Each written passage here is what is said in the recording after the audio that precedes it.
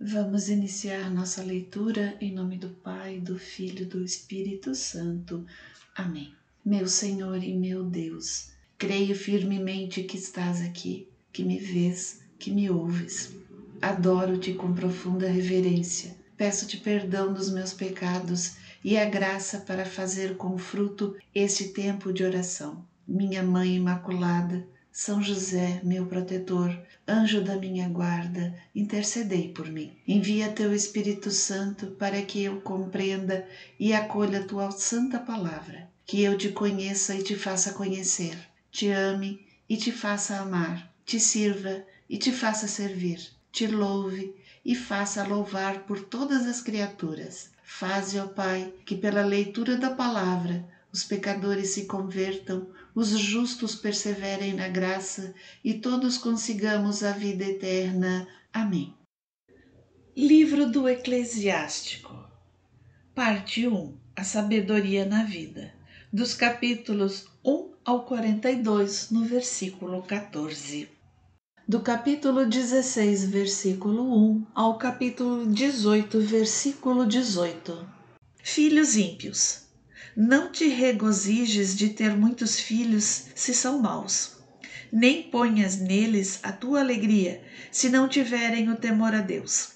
Não confies na sua vida, nem volte os teus olhares para os seus trabalhos, pois um único filho temente a Deus vale mais do que 1000 filhos ímpios. Há mais vantagens em morrer sem filhos que em deixar após si filhos ímpios.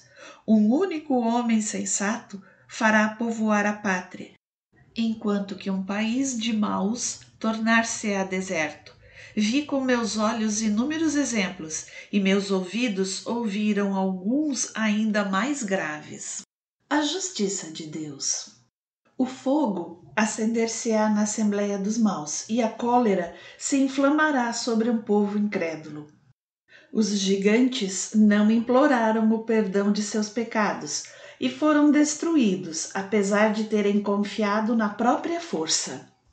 Deus não poupou a terra onde residia Lote, mas abominou seus habitantes por causa de sua insolência.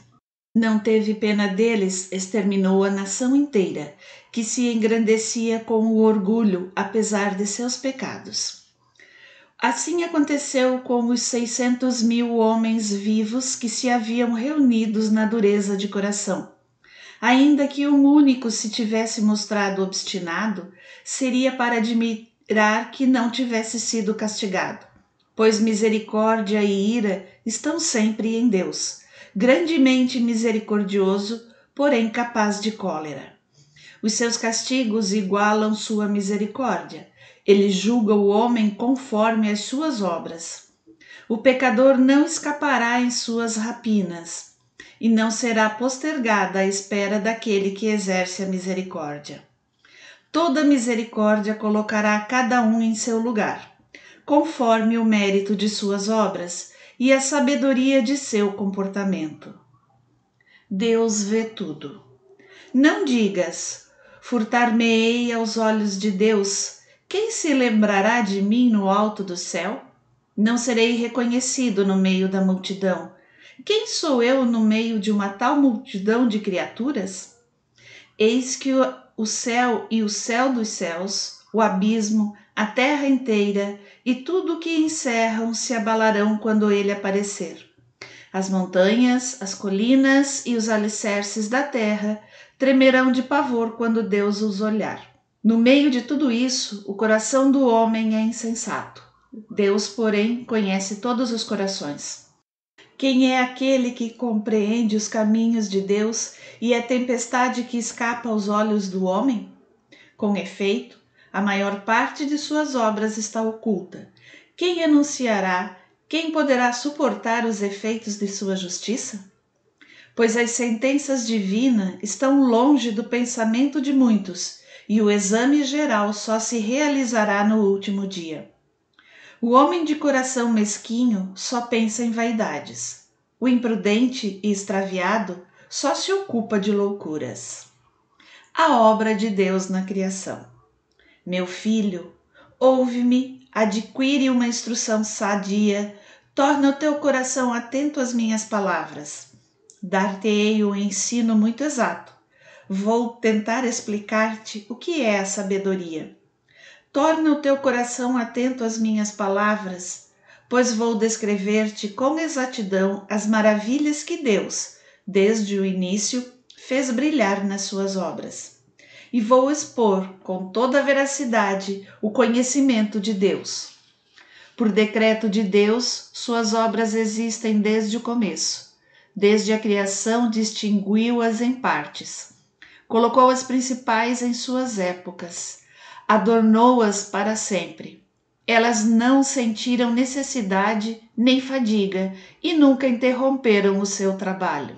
Nunca nenhuma delas embaraçou a vizinhança. Não sejas incrédulo à palavra do Senhor. Depois disso, olhou Deus para a terra e encheu-a de benefícios.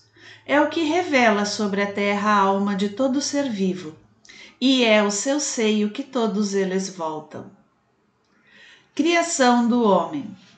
Deus criou o homem da terra, formou-o segundo a sua própria imagem e o fez de novo voltar à terra. Revestiu-o de força segundo a sua natureza, determinou-lhe uma época e um número de dias. Deu-lhe domínio sobre tudo o que está na terra, fê-lo temido por todos os seres vivos, fê-lo senhor dos animais e dos pássaros. De sua própria substância, deu-lhe uma companheira semelhante a ele, com inteligência, língua, olhos e ouvidos, e juízo para pensar. Cumulou-os de saber e inteligência. Criou neles a ciência do espírito, encheu-lhes o coração de sabedoria e mostrou-lhes o bem e o mal. Pôs o seu olhar nos seus corações para mostrar-lhes a majestade de suas obras, a fim de que celebrassem a santidade do seu nome e o glorificassem por suas maravilhas, apregoando a magnificência em suas obras. Deu-lhes, além disso, a instrução. Deu-lhes a posse da lei da vida, concluiu com eles um pacto eterno e revelou-lhes a justiça de seus preceitos. Viram com os próprios olhos as maravilhas da sua glória. Seus ouvidos ouviram a majestade de sua voz. Guardai-vos, disse-lhes ele, de toda a iniquidade. Impôs a cada um deveres para com o próximo. Clarividência do divino juiz.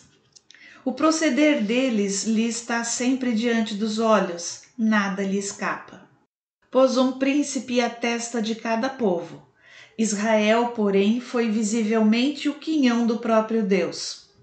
Todas as suas obras lhe são claras como o sol, e seus olhos observam sem cessar o seu proceder. As leis de Deus não são eclipsadas pela iniquidade deles, e todos os pecados que cometem estão diante do Senhor. A esmola do homem é para ele como um selo, e ele conserva a beneficência do homem como a pupila dos olhos. Depois ele se levantará para dar a cada um o que lhe é devido, e fá-los-á voltar às profundezas da terra. Aos penitentes, porém, abre o caminho da justiça, conforta os desfalecidos e conserva-lhes a verdade como destino. Exortação à conversão. Converte-te ao Senhor, abandona os teus pecados, ora diante dele e diminui as ocasiões de pecado. Volta para o Senhor, afasta-te de tua injustiça e detesta o que causa horror a Deus. Conhece a justiça e os juízos de Deus. Permanece firme no estado em que ele te colocou e na oração constante ao Altíssimo. Anda na companhia do povo santo, com os que vivem e proclamam a glória de Deus. Não te detenhas no erro dos ímpios, louva a Deus antes da morte. Após a morte, nada mais há, o louvor terminou. Glorifica a Deus enquanto viveres, glorifica-o enquanto tiveres vida e saúde. Louva a Deus e glorifica-o em suas misericórdias. Quão grande é a misericórdia do Senhor, e o perdão que concede àqueles que para ele se voltam. Pois não se pode encontrar tudo nos homens, porque os homens não são imortais. E se comprazem na vaidade e na malícia. O que há de mais luminoso do que o sol? E entretanto ele tem eclipses. O que há de mais criminoso do que os pensamentos da carne e do sangue? Ora, isso será castigado. O sol contempla a multidão dos astros do céu, enquanto que todos os homens são apenas terra e cinza. Grandeza divina e pequenez do homem. O Eterno tudo criou sem exceção. Só o Senhor será considerado justo. Ele é o Rei invencível que permanece para sempre. Quem será capaz de relatar as suas obras? Quem poderá compreender as suas maravilhas? Quem poderá descrever todo o poder de sua grandeza? Quem empreenderá a explicação de sua misericórdia? Nada há a subtrair, nada a acrescentar às maravilhas de Deus. Elas são incompreensíveis. Quando o homem tiver acabado, então estará no começo, e quando cessar a pesquisa, ficará perplexo. Misericórdia divina e fragilidade humana. Que é o homem e para que serve? Que mal ou que bem pode ele fazer? A duração da vida humana é quanto muito de 100 anos. No dia da eternidade, esses breves anos serão contados como uma gota de água do mar, como um grão de areia. É por isso que o Senhor é paciente com os homens e espalha sobre eles a sua misericórdia. Ele vê o quanto é má a presunção do seu coração e reconhece que o fim deles é lamentável.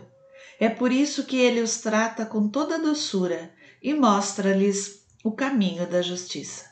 A compaixão de um homem concerne ao seu próximo, mas a misericórdia divina estende-se sobre todo ser vivo.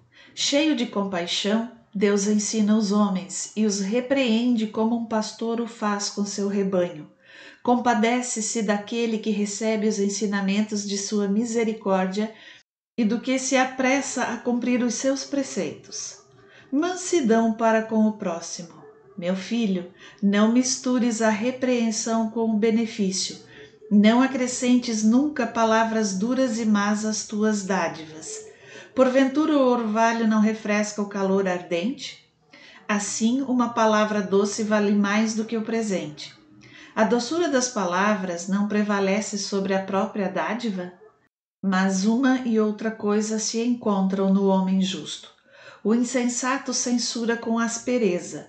A dádiva de um indiscreto resseca os olhos.